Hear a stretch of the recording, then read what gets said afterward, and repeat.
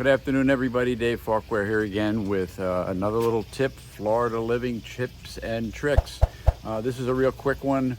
If you have, and I'm sure you do, whether you have a pool or you don't have a pool and you have a lanai, and you're in Florida, new construction or even old construction here, and you have a lanai and you have a hose bib on the outside of your house, outside of your cage, and you want to get water in, what you don't want to do is prop open the door and leave the door propped open, or leave it in. Bugs get in, snakes get in. If you're not watching, there's a lot of stuff that can come into your lanai. So, wait, and it works vice versa. If you have a hose bib inside your lanai or your cage and you want to get water to the outside, a hose, and you don't want to go to the expense of putting in a hose bib, there is a very quick, inexpensive tip that anybody can do.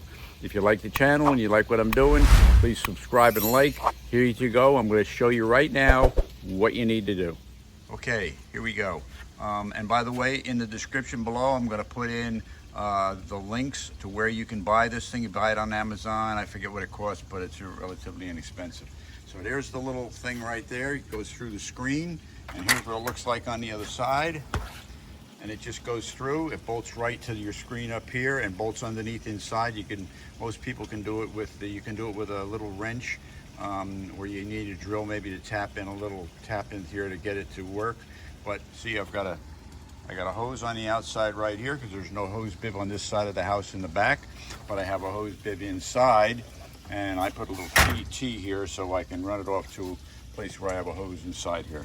So it's the way, solves a big problem, because to put a hose bib on the outside or on the inside, if you don't have it, quite expensive. You got to dig up your wall and all that other stuff. So that's the solution. And again, if you like what I'm doing here with tips and tricks, subscribe, and you can come back here and you could find some other things. There's a lot of things that go on in Florida that are way different than living anywhere else in the country.